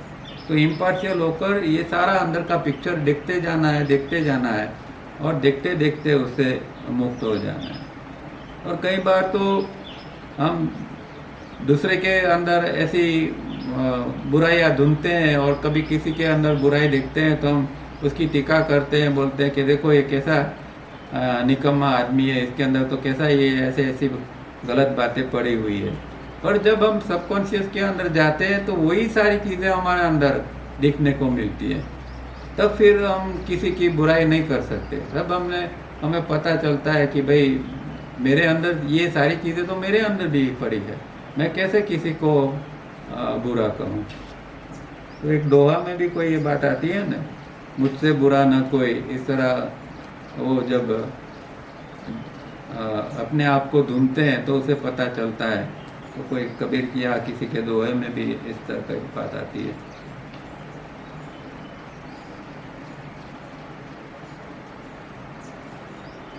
अब बात आती है यहाँ, this journey of inner sensitivity is a wonderful feeling and Joy, but comes with an added that we do not want to see, so we have to be very impartial and non-attached. It's the subconscious and unconscious mind unfold, we will see that we are everything which we condemn in others. As layers unfold and masks drop, we will see that under a calm exterior, our tension, anger, fear, sadness have been resonating continuously just below the level of our waking consciousness. All that we have accumulated, our conditionings, they are vibrational tone. As we change the vibrational tone, everything changes. But in our present state of awareness, we do not see them because we are not sensitive to them. The minute we start 3SRB, we start hearing noises inside. तो यहाँ एक दूसरी बात ये आती है कि भाई जो सारी चीज़ें हमारे अंदर ये पड़ी है और वो हमारे अंदर गुस्सा पड़ा है, फियर पड़ा है, टेंशन पड़ा है, सैडनेस पड़ी है, दुख है, ये सारी चीज़ें हमारे अंदर पड़ी हुई है और वो रेजोनेट करती रहती है। उसका एक प्रकार का इको अंदर चलता रहता है, एक नॉइस अंदर चलता रहता है। पर हमारा ध्यान बाहर की दुनिया में है, इसलिए ये अंदर का जो केओस है उसको हम देख नहीं पाते, सुन नहीं पाते। अंदर का जो नॉइज़ है उसको हम सुन नहीं पाते। और ये सारी चीज़ें जो हमने एक्यूमुलेट की है, ये गलत चीज़ है, उसका एक गलत प्रकार का वाइब्रेशनल टोन बन गया है। देखो हर चीज़ जो है वो, जैसे कि हमारा साइकिक नेचर है तो साइकिक नेचर का भी वाइब्रेशनल टोन है, हमारा स्ट्रक्चर है तो स्ट्रक्चर का भी वाइब्रेशनल टोन है। तो हर चीज़ का एक वाइब्रेशनल टोन बन जाता है। अब आप जब ये चीज़ को बदलते हैं तो अपने आप में वो वाइब्रेशनल टोन भी बदलता जाता है, और वाइब्रेशनल टोन बदल गए तो फिर वो चीज़ बिल्कुल नई बन जाती है। तो ये साधना के अंदर हमें यही करना है कि ये वाइब्रेशनल टोन किस तरह हम इन चीज़ों को बदल पाए, और 3SR भी यहाँ हमें फिर से मददरूप होता है। पर हमारी अवेयरनेस बहुत कम है, इसीलिए ये सारी चीज़ें जो हमारा कॉन्शियसनेस है उसके नीचे के लेवल के अंदर सारी चीज़ें पड़ी हुई है, और इसको हम देख नहीं सकते। जैसे जैसे स्टेप करते जाएंगे ये सारी चीज़ें बाहर आती जाएगी, हम देख पाएंगे और इससे मुक्त भी होते पाएंगे। तो जैसे कि ये ग्रीक स्टोरी के अंदर हरक्यूलिस की बात आती है कि जो घोड़ा का अस्तबल था, घोड़ों को रखने की जगह, उसको वहाँ का राजा ने बोला हरक्यूलिस को कि भाई एक ही दिन के अंदर तू ये पूरा जो घोड़ा का अस्तबल है वो मुझे साफ करके दे दे। और बहुत बड़ा अस्तबल था। तो हरक्यूलिस ने सोचा कि एक दिन में तो मैं इतना बड़ा इसको किस तरह साफ करूं। तो उसने देखा कि बाजू में से एक नदी बह रही थी, तो इसको एक आइडिया आया। वैसे तो वो बहुत बलवान आदमी था, तो उसने जो नदी बह रही थी उसका मुख जो है वो कुछ खुदाई करके उसका मुख जो है उसका प्रवाह है वो ये अस्तबल की ओर कर दिया, और पानी को जो है वो इतना जोर से वहाँ से बहाया ये अस्तबल से घोड़े के, कि पूरा जो ये घोड़ों का अस्तबल था वो एक ही दिन में साफ हो गया। तो 3SR भी जो है वो इस तरह हमारे अंदर काम करते हैं, क्योंकि हमारे अंदर सारी चीज़ें हैं। तो एक एक को हम साफ करने जाएंगे तो जन्मों जन्म तक हम इसके ऊपर काम करने के बाद भी इससे मुक्त होंगे। जैसे कि गुस्सा है, तो अभी आज मैंने गुस्से के ऊपर काम करना चालू किया, तो मैं 10 साल भी गुस्से के ऊपर काम करूंगा तो शायद उसको मिटा नहीं पाऊंगा। फिर अगर मैंने मानो कि उसके ऊपर थोड़ा काबू पा लिया, फिर मैं सोचता हूँ कि अभी दूसरा कोई नेगेटिव इसको लेके उसके ऊपर काम करूँ, तो कितने जन्म तक हम इस तरह काम करते जाएंगे। हमें तो हरक्यूलिस की तरह काम करना पड़ेगा, और ये काम 3SR भी कर सकता है, क्योंकि 3SR भी जो है वो हर जो नेगेटिव इमोशन है उसके ऊपर एक साथ में ही काम करता है, और एक साथ में सब साफ कर देता है। या यूँ कहे कि सबका जो वाइब्रेटिंग टोन है वो सबका टोन को चेंज कर देता है, और ये इस तरह हमें काम करना चाहिए। जब ये वाइब्रेशनल टोन बदलता है तो हमारा फिजिकल और एस्ट्रल बॉडी के आजू बाजू में एक नया आवरण तैयार होता है, जिसको हम कई बार कई लोग ओरा वगैरह भी कहते हैं, पर तावरिया जी ये इस आवरण को डिसइंफेक्शन चैम्बर कहते हैं। तो हमारा फिजिकल और एस्ट्रल बॉडी के आजू बाजू एक नया डिसइंफेक्शन चैम्बर बन जाता है, और ये डिसइंफेक्शन चैम्बर फिर हमें कुछ अच्छे प्रकार के इनकमिंग इम्पल्स अंदर आ सके, इस तरह का हमें इसके लिए सपोर्ट करता है। Mr. Tavaria said that the emotions are connected with the breath, and by breathing in rhythm we have a very non-aggressive and non-interfering control of our emotions. Every emotion has its own breath. When we are in grief or sorrow, we feel as if the breathing has stopped. We may be seeing a movie and everybody is crying, and so we are. तो हमारा जो emotions है वो हम जानते हैं कि हमारे ब्रीदिंग के साथ इमोशंस जुड़े हुए हैं, और हर भाव के साथ एक प्रकार का हमारा श्वास अलग अलग चलता है। जैसे हम गुस्से होते हैं तो हमारा श्वास एकदम फास्ट हो जाता है, हम दुखी होते हैं, सैड होते हैं तो श्वास दूसरे प्रकार से चलता है, कोई और नेगेटिव इमोशन होता है तो तीसरी प्रकार से चलता है। हर हमारे जो इमोशंस है उसके अकॉर्डिंगली हमारा श्वास अलग अलग रूप से चलता है। पर जब 3 स्टेप हमारा होता है तो इस तरह श्वास चल नहीं सकता, चाहे इमोशन कोई भी हो। और इसी कारण फिर इमोशंस जो है वो नेगेटिव इमोशंस आगे बढ़ नहीं पाते हैं, क्योंकि 3 स्टेप के अंदर श्वास एक ही प्रकार का है, तो फिर इमोशंस का अपने मुताबिक श्वास को बदल नहीं सकता है, तो इमोशंस को खुद को ही बदल जाना पड़ेगा। तो ये 3 स्टेप से हो पाता है।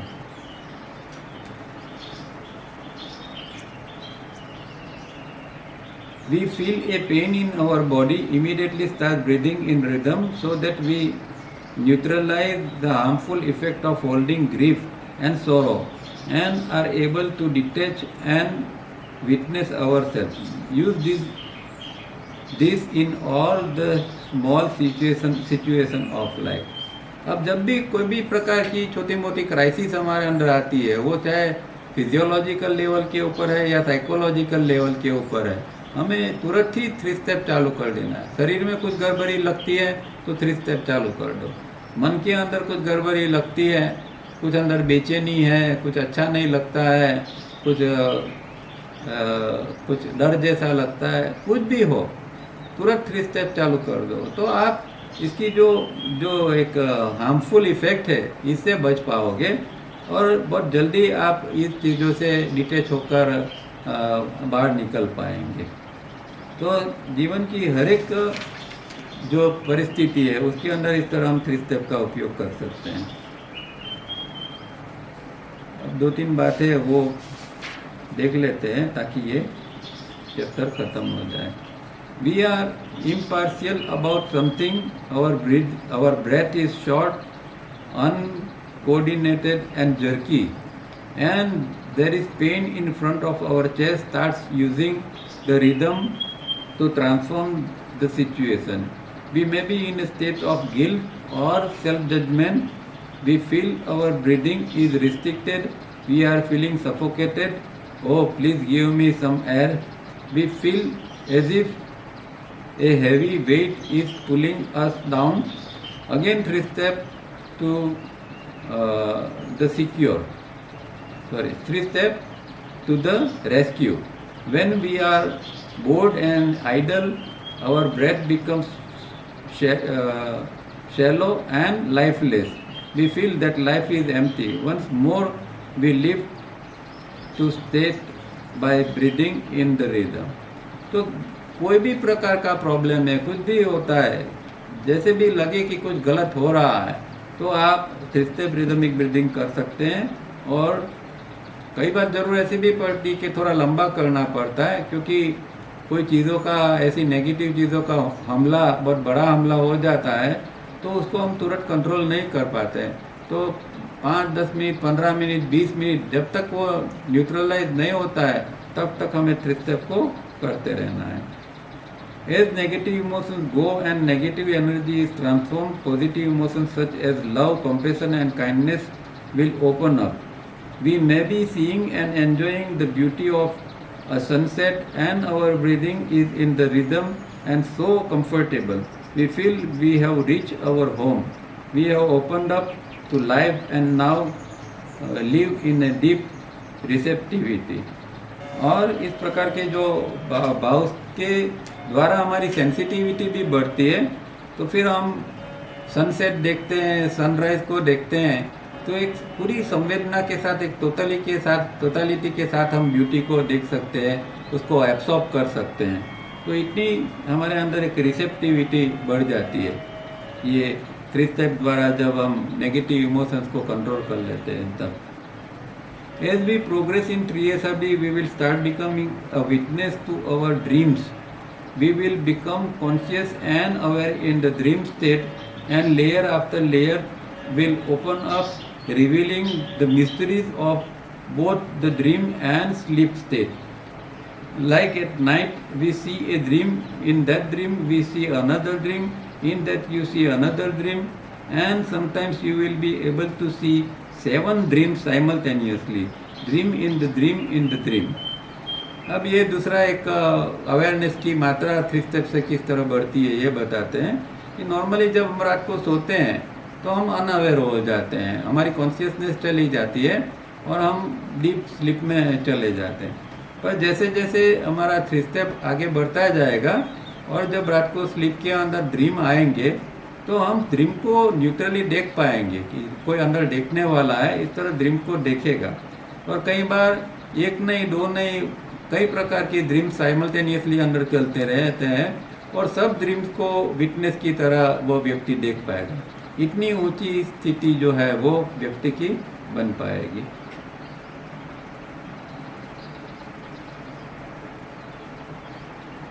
अवेयरनेस की बात है, together with the rhythmic breathing, if we diligently practice the prism exercise, we will heighten this awareness of ourselves considerably, and just as we saw dream within dream in our sleep, we will see role within role in our daily lives. For example, I see myself playing the role of father. Now someone criticizes me as a father and I start defending myself. I will see that within the role of a father, I am also playing the role of a lawyer. तो यहाँ एक और भी एक supportive exercise बताते हैं कि 3 steps के साथ में अगर हम प्रिज्म करते हैं तो और हमारी अवेयरनेस की मात्रा एकदम बढ़ जाएगी और हम हर प्रकार की ड्रीम जो है वो कॉन्शियसली अंदर देख पाएंगे। और नॉर्मल लाइफ में के अंदर भी जैसा होता है कि हमारे अनेक रोल होते हैं तो एक के अंदर दूसरा रोल होता है, इसी तरह ड्रीम के अंदर जो होता है वो सारी चीज़ें हम देख सकते हैं। So dear friend, just see how wrong breathing will deprive us of so much in our lives. It cuts us off from our feelings, create inner disharmony and festers diseases at every level. That is why the most important aim in our life should be to establish 3 SRB. तो यहाँ ये बात कहते हैं कि भाई ये हमारा जो ब्रीदिंग जो गलत चल रहा है और इसके कारण बहुत सारी चीज़ें हमारे अंदर आती है, गलत फीलिंग्स आती है, हमारे अंदर इनर डिसहार्मनी होती है, अलग अलग प्रकार के रोग आते हैं, अलग ये सारी चीज़ें उत्पन्न होती है। तो 3 स्टेप रिदमिक ब्रीदिंग अगर हम सही माने में करते हैं, ध्यान से करते हैं, इसको एस्टैब्लिश करते हैं तो इन सारी चीज़ों से हम मुक्त हो सकते हैं। अब आगे देखते हैं। Now in this 3 SRB which we are doing, we must learn to sense diaphragm. There must be a feather touch of the diaphragm. When we are breathing in at 1, 2, 3, the first is the chest, the abdomen, they move up, and the final touch is feeling the diaphragm. A kind of feathery touch as if our lovers is stroking us. This is the joyous feeling of the diaphragm. अब यहाँ diaphragm की बात आती है क्योंकि हम जानते हैं कि ब्रीदिंग जो है वो चाहे सही हो या गलत हो, सबके अंदर डायाफ्राम जो है वो उसका मेन अवयव है। डायाफ्राम द्वारा जो है हमारा ब्रीदिंग चलता रहता है। और जो लोग नए हैं उनको ये डायाफ्राम की क्लिप यूट्यूब पर आपको देखने को मिलेगी, उसके छोटे वीडियो होते हैं। तो डायाफ्राम किस तरह मूव करता है, जब श्वास अंदर आती है तो नीचे जाता है, श्वास बाहर निकलती है तो ऊपर आता है, तो ये देखना चाहिए। अब जब हम 3 स्टेप के साथ करते हैं तो पहले क्या होता है कि हम श्वास लेते हैं तो हमारा 1, 2, 3 के अंदर चेस्ट ऊपर आएगी, साथ में एब्डोमेन भी आएगा और फिर हमें एक डायाफ्राम अंदर महसूस होगा, जैसे डायाफ्राम ऊपर नीचे हो रहा है। तो 1, 2, 3 में डायाफ्राम जैसे नीचे जा रहा हो इस तरह का एक महसूस होगा। इसको फेदर टच कहते हैं। फेदर मतलब कि जो पंछी के जैसे ये होते हैं, पंख होते हैं, तो इसके जो पीछे होते हैं इसकी इसी तरह हमें एक फीलिंग आती है। और जैसे जैसे ये करते जाते हैं और इसको महसूस करते जाते हैं तो एक इतनी फिर एक आनंददायक एक स्थिति बन जाती है, हमारा मन भी इसके अंदर ही रहता है और ऊपर नीचे ये एक फीलिंग के साथ में हमारा अटेंशन भी अंदर पकड़ा रहता है। क्योंकि जब तक डायाफ्राम के साथ में हम जागृति पूर्वक 3SR भी नहीं करते तब तक उसकी असली जो असर है उसको महसूस नहीं कर पाएंगे। तो वो डायाफ्राम को महसूस करते हुए करना 3 स्टेप में बहुत इम्पोर्टेंट है। ऐसा नहीं कि भाई हमारा कोई ध्यान और है, कोई विचारों में हम चालू है और खाली 1 2 3 5 6 1 2 3 5 6 कर रहे हैं, वो काम का नहीं है। जो फीलिंग है, जो संवेदना है, उसको लेना है और उसके साथ में ये करना है। क्योंकि डायाफ्राम जो है वो ज्ञान तंतु द्वारा ब्रेन के साथ जुड़ा हुआ है। तो जब हम डायाफ्राम को जागृति पूर्वक चलाते हैं तो पूरी नर्वस सिस्टम ब्रेन तक उसकी शुभ प्रभाव उसका हमेशा पड़ता है, हमेशा उसका प्रभाव पड़ेगा इस तरह। और जब जब हम दूसरी बात हम ऑब्जर्व करेंगे कि जब हम नेगेटिव होते हैं, एक कोई भी गलत विचार अंदर आए, एक छोटा सा भी गलत विचार आता है तो डायाफ्राम इतना सेंसिटिव होता है कि वो विचार को तुरंत पकड़ लेता है और इस तरह फिर उसकी चाल बदल जाती है। तो जैसे कि एक गुस्सा का भाव आ गया तो डायाफ्राम अपनी स्पीड बदल लेगा, वो जल्दी जल्दी चलने लगा तो हमारा श्वसन भी फास्ट हो जाएगा। या डर लगता है तो डर के कारण भी हमारा श्वसन फास्ट हो जाता है, तो उस दौरान हमारा डायाफ्राम जो है वो एकदम फास्ट चलने लगेगा। तो डायाफ्राम को इमोशंस के साथ भी बहुत गहरा संबंध है, कोई भी विचार है उसके साथ भी संबंध है। और फिर कोई पॉजिटिव विचार है या एकदम पूरा रिलैक्स होकर हम 3SR भी करते हैं तो डायाफ्राम एकदम स्मूथली चलता है, अच्छी तरह चलता है और एक अच्छी फीलिंग हमें आती है, एक आनंददायक फीलिंग आती है। तो हमेशा लोग कहते हैं कि भाई हमें 3 स्टेप करते हैं तो विचार आते हैं और पूरी एकाग्रता से 3 स्टेप नहीं होता है। तो एक ये सरल उपाय है कि आप आपके माइंड को डायाफ्राम के साथ जोड़ दो। और जैसे मैंने पहले भी कहा था कि शुरू में हो सकता है कि डायाफ्राम एक्चुअल अंदर का अवयव हमें महसूस नहीं हो, तो पेट जो है वो उसकी गति है उसको देखो कि श्वास लेते हैं तो छाती के बाद में पेट बाहर जो आता है तो पेट बाहर आया, फिर जब हम श्वास छोड़ते हैं तो पेट अंदर जाता है। तो डायाफ्राम के कारण ही पेट फूलता है और सिकुड़ता है। तो ये अगर डायाफ्राम को डायरेक्ट नहीं पकड़ सकते हैं तो हम पेट की गति को भी हम पकड़ सकते हैं। A time will come when we will feel this rhythm as a continuous healing action inside. With every breath, we are more healed, more whole. This breathing is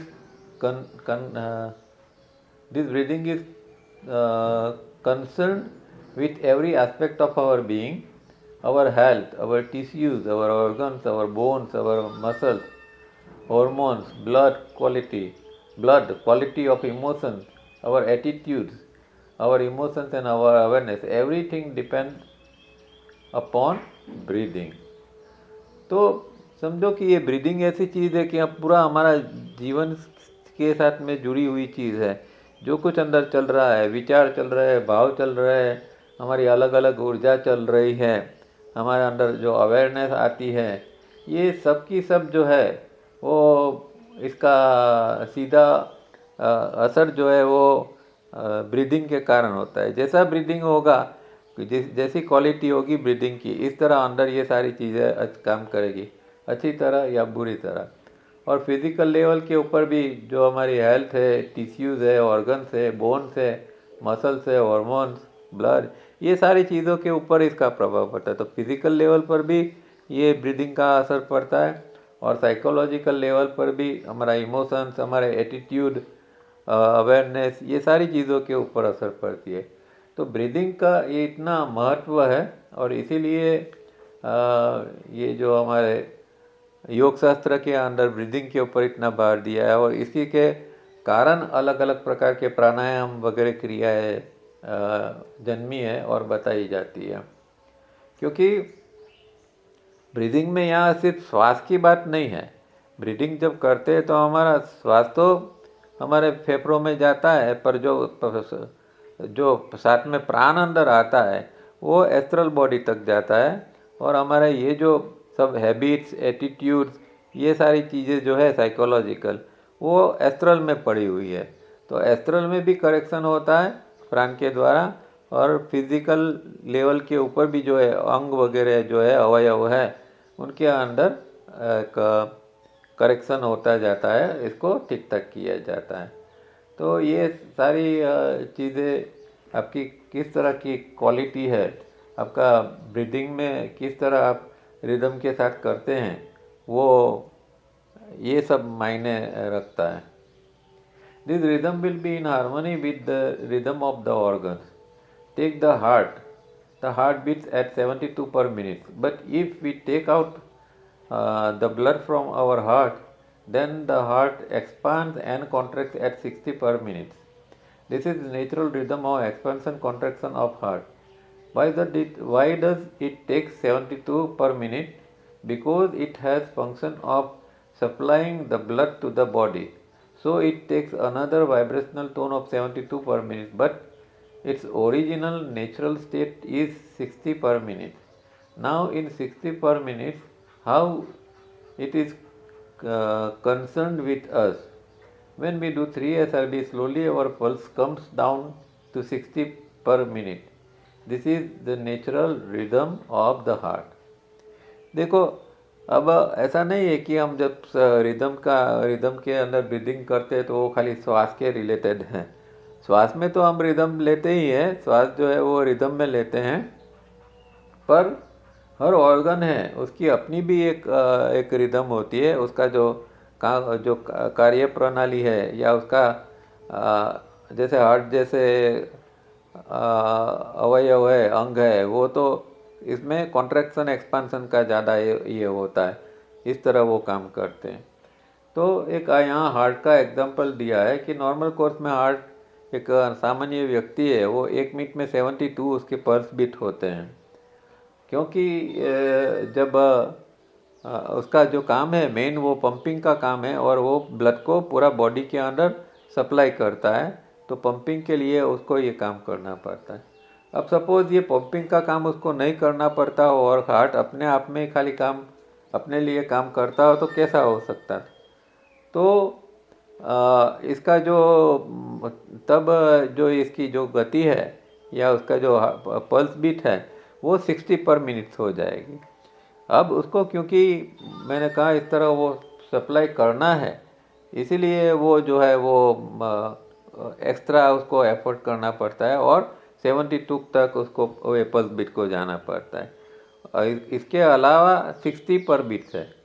तो इसका हमें क्या संबंध है कि जैसे जैसे हम 3SRB करते जाते हैं तो तावड़िया जी कहते हैं कि भाई आपका पल्स बीट भी ड्रॉप होते जाएंगे और 60 पर मिनट आ जाएंगे। तो ये एक बहुत इम्पोर्टेंट चीज़ है। जब आप 3SRB करते हैं और आपका 60 पर बीट पर मिनट हार्ट बीट होते हैं, तो इसका मतलब ये हुआ कि अभी हार्ट एट रेस्ट है, आराम से काम कर रहा है, उसके ऊपर कोई दबाव नहीं है, टेंशन नहीं है, और 1 मिनट में खाली 60 बार ही वो दबक रहा है। तो ये 3SRB का प्रभाव है, और ये जब 60 पर आता है तब समझना है कि अभी हार्ट जो है वो अपने नेचुरल स्टेट में है और इस तरह काम करता है। इसी तरह दूसरे भी अंग के बारे में, then we move to other organs, the liver, the spleen, each has its own natural rhythm, and with this rhythm everything will expand and contract in the ratio of 1 to 3, 5, 6. Then we will be able to understand the rhythm of the all organs. Our breath will be in harmony with the various organs and their internal relationship with each organ. तो दूसरे भी जो organs है, spleen है, liver है, जो अंदर और ऑर्गन्स हैं, वो सब ऑर्गन जो है वो ये 1 2 3 5 6 की जो हमारी रिदम है, इसी तरह वो काम करते हैं। उसके अंदर जो एक्सपांसन कॉन्ट्रैक्शन होता है या और प्रकार की भी जो गति होती है वो इसी बेस के ऊपर होती है। और जब ये रिदम के साथ में सब ऑर्गन्स काम करने लगेंगे तो फिर एक जैसे हमने पहले देखा था इस तरह एक ऑर्केस्ट्रा होता है, और ऑर्केस्ट्रा में अलग अलग एक इंस्ट्रूमेंट बजते हैं, पर जब एक हारमोनी होती है तब सब और सब जो इंस्ट्रूमेंट है वो अपना अपना रोल अच्छी तरह होता है उसमें, और एक फिर सिम्फोनी बन जाती है। मतलब कि एक एक मधुरता से एक पूरा एक आवाज़ आती है पूरा इसकी बैंड की। तो इस तरह हमारा जो बॉडी में अलग अलग ऑर्गन्स है, जब थ्री स्टेप्स है वो सब एक साथ में एक हारमोनी में सिंक्रोनाइज होकर काम करेंगे तो एक बॉडी की एक फीलिंग ही हमें एक अलग आएगी। तो ये 3SRB का रोल ऑर्गन के साथ में है। The real power of 3SRB is that it helps us experience and free ourselves from many narrow unconscious attitudes we have about experience, we have about ourselves and the world around us. Everything will be open up, we will experience the wholeness of life, that we are whole and interconnected at the same time. Mr. Tavaria calls this the isolated unity, sage Patanjali calls it Kaivalya.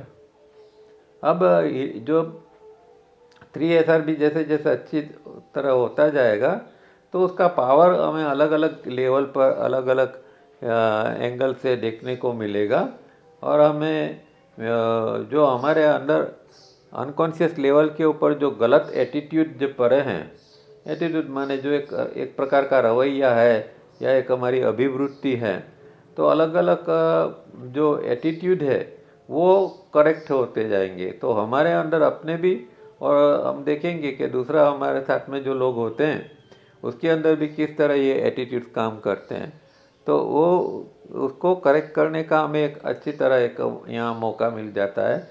और 3SRB में यहाँ हमें एक बहुत अच्छी तरह help करता है।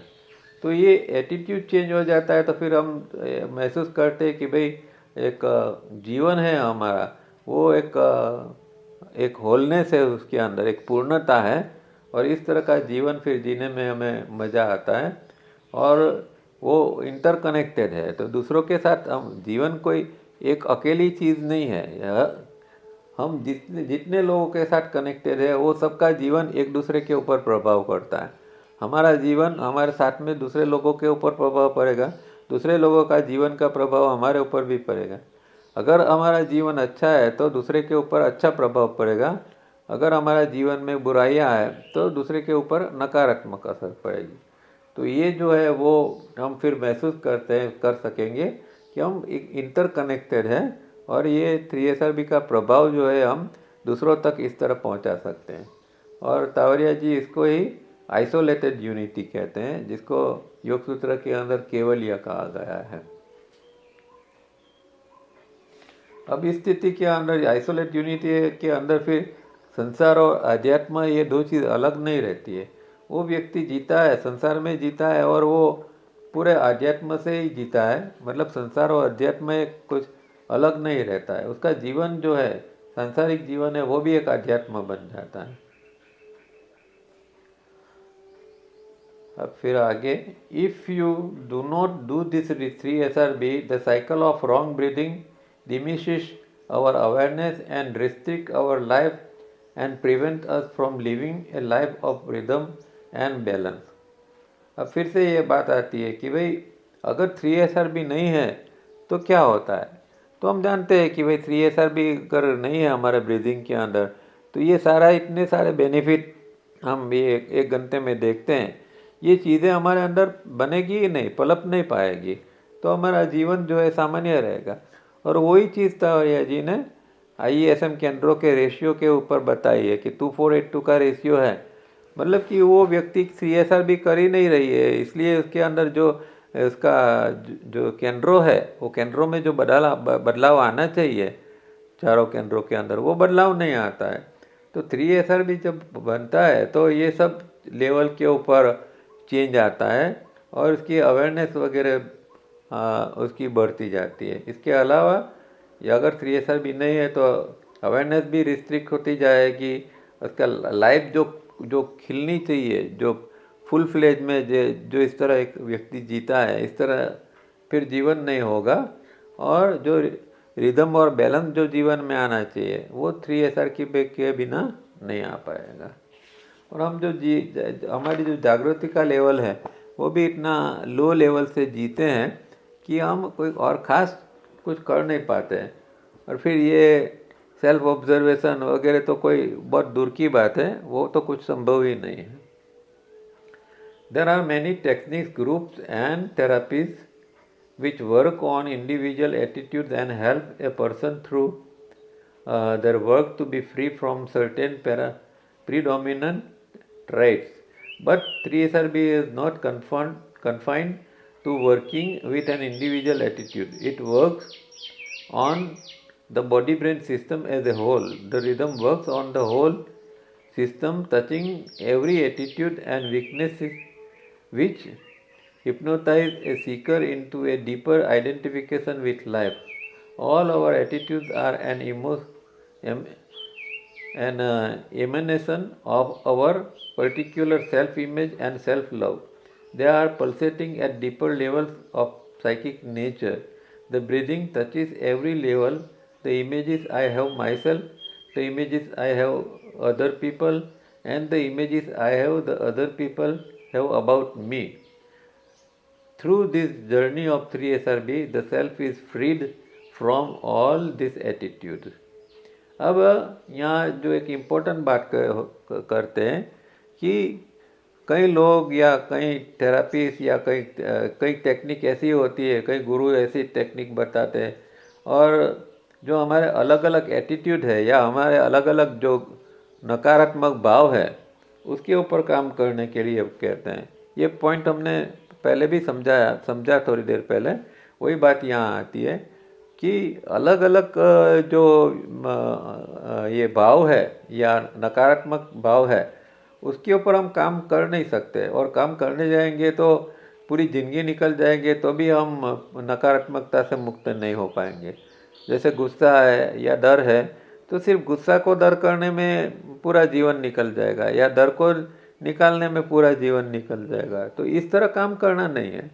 और फॉर्चुनेटली 3SRB जो है वो इस तरह काम नहीं करता है, वो एज ए होल काम करता है। क्योंकि पहले भी हमने देखा कि 3SRB का प्रभाव साइकिक नेचर के ऊपर पड़ता है, मतलब हमारा सबकॉन्शियस अनकॉन्शियस के ऊपर पड़ता है। और ये सारे जो गलत एटीट्यूड्स है, गलत नेगेटिव इमोशंस है, वो सब हमारे सबकॉन्शियस अनकॉन्शियस में ही पड़े हैं। तो एज ए होल ये 3SRB की असर वहाँ पहुँचती है, और जो जो वीकनेसेस है इसके ऊपर एक साथ में काम चालू हो जाता है, और धीरे धीरे करके सब निकल जाते हैं। इसके अलावा जो हमने हमारी एक सेल्फ इमेज बनाई है, सेल्फ लव हमारे अंदर पड़ा है, इन सारी चीज़ों के ऊपर भी साथ साथ में काम होता है। क्योंकि हम फिर धीरे धीरे करके सबकॉन्शियस में उतरते हैं और देखते हैं कि मेरे अंदर ये भी है। इस तरह की सारी वीकनेस, सारे एटीट्यूड को देखते हैं, तो फिर इसके ऊपर हम काम होता है और ये सारी चीज़ें धीरे धीरे करके करेक्ट होती जाती है। तो सेल्फ ऑब्जर्वेशन भी अंदर बढ़ता है, और ये एटीट्यूड के ऊपर हम काम कर पाते हैं। सेल्फ इमेज हम इससे नष्ट कर सकते हैं। और कितना सेल्फ लव है, मतलब हमारा जीव कहाँ चिपका हुआ है, ये मेरा मेरा मेरा जो करते हैं, वो जो सेल्फ लव है हमारे लिए, हमारी चीज़ों के लिए, तो ये भी हमें देखने को मिलता है, और इसके ऊपर हम काम करके मुक्त हो सकते हैं।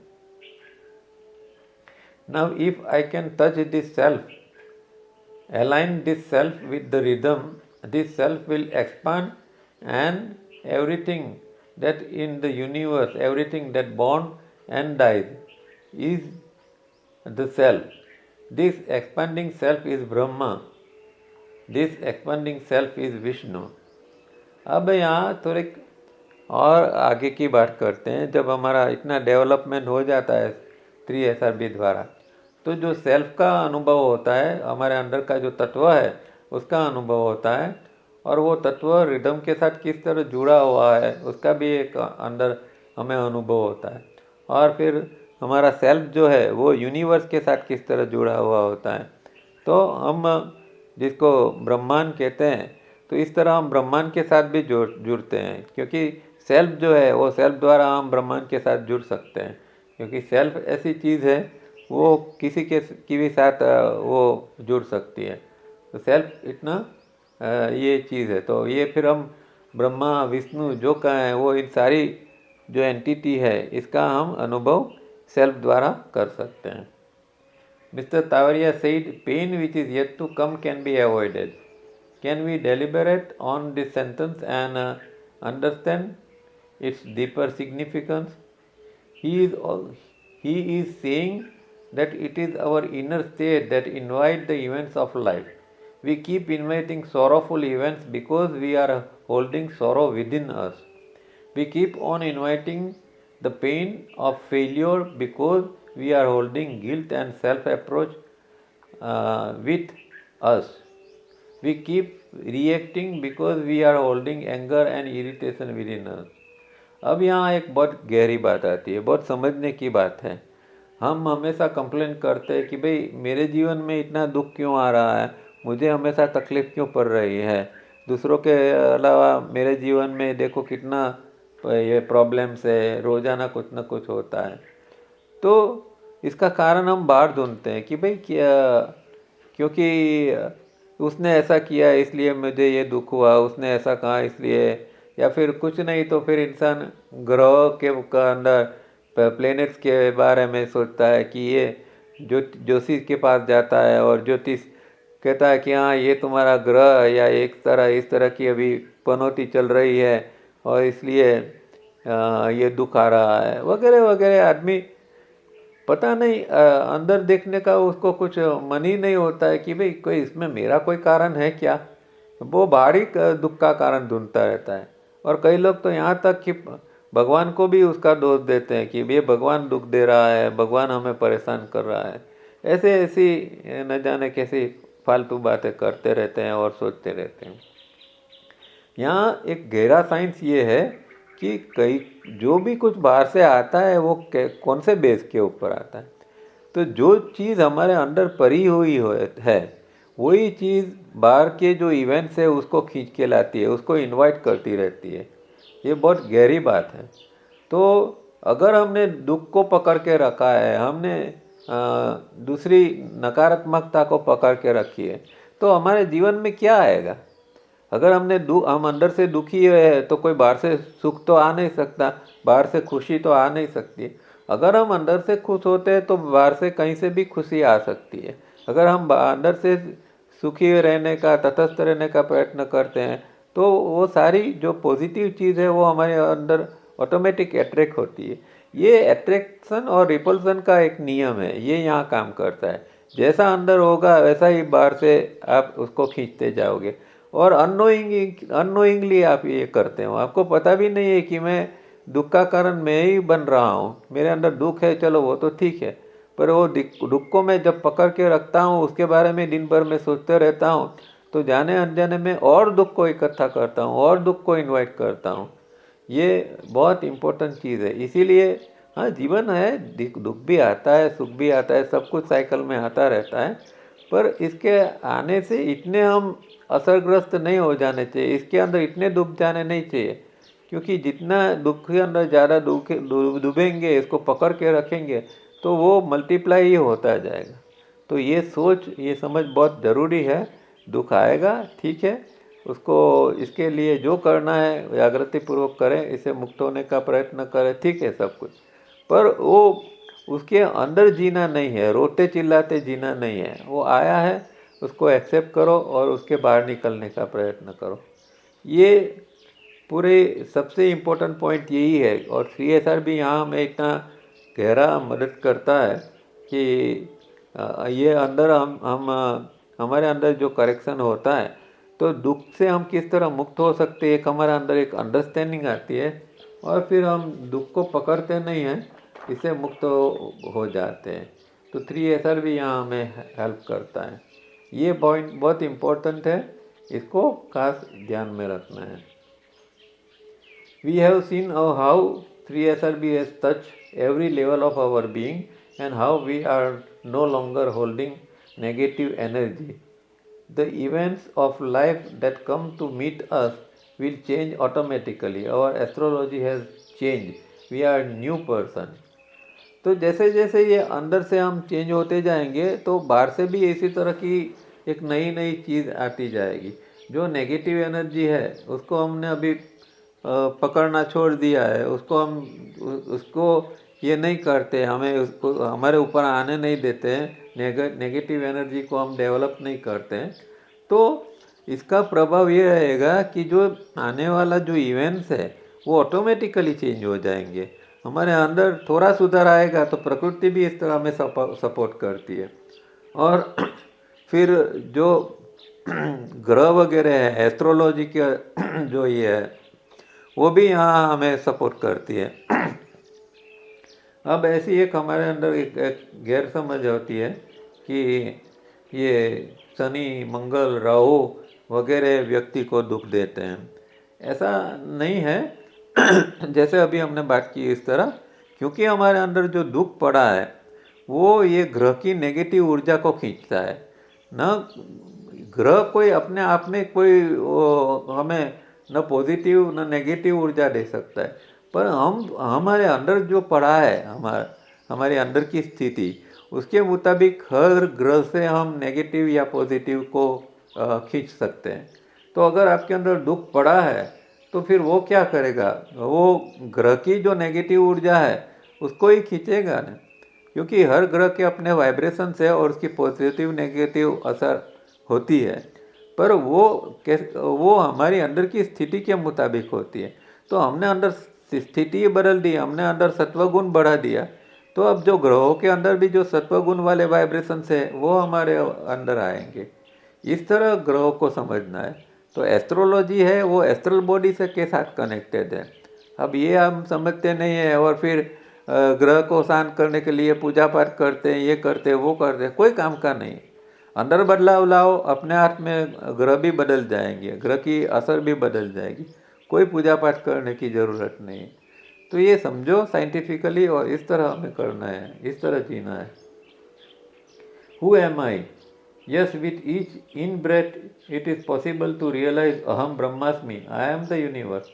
And with each out-breath, Sunyata, I am nothing. And between the two will be the link of the rhythm which has carried us across the stormy sea of life. तो ये अंतिम बात है यहाँ कि अब इतना एक्सपेंशन होता जाता है, इतना हम आगे बढ़ चुके हैं कि फिर रियल में हुए मैं का मैं अनुभव होता है कि मैं कौन हूँ। तो मैं आत्मा हूँ, तो आत्मा है तो है, आत्मा है वही परमात्मा है, तो परमात्मा ब्रह्म है। तो हम ब्रह्मास्मि का जो महासूत्र है उसका अनुभव फिर अंत में होता है कि हु एम आई, तो हम ब्रह्मास्मि, मैं ब्रह्म हूँ। या फिर ये उसको अनुभव होता है कि मैं शून्यता हूँ, कुछ भी नहीं हूँ, आई एम नथिंगनेस का अनुभव होता है, या ब्रह्म का अनुभव होता है। ये जो अल्टीमेट स्थिति हमारे शास्त्रों में बताई है हु एम आई की, वहाँ तक व्यक्ति पहुँच जाता है। और फिर ये जो है वो एक इस तरह आइसोलेटेड यूनिटी के साथ व्यक्ति जीने लगता है। यहाँ फिर जीव जो है वो शिव बन जाता है और दुख का जो पूरा जो दरिया है उसको पार करके वो शिव तत्व के अंदर प्रतिष्ठित होता है और इस तरह जीता है। तो यहाँ ये पूरा आर्टिकल ख़त्म होता है और इसमें हमने 3SRB का क्या महत्व है वो देखा है। लास्ट में एक तावड़िया जी की बात को याद कर लेते हैं। 3SR की बात के मूल्य के बारे में उन्होंने एक बात बहुत उम्दी बात बताई है कि पृथ्वी पर के 6 अरब लोग 3SRB का मूल्य समझते ही नहीं है कि जो हमेशा जागृत रहने का एक निश्चित परिबल है।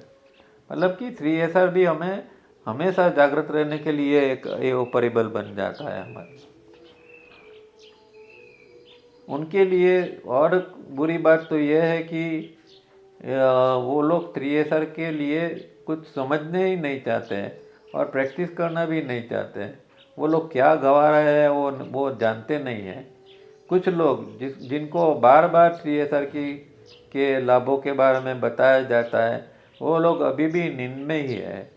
3SR भी सब प्रकार की नकारात्मकता का दूर कर सकता है, 3SRB स्वयं में एक उपहार है, पर अब भी लोग नींद में रहना पसंद करते हैं।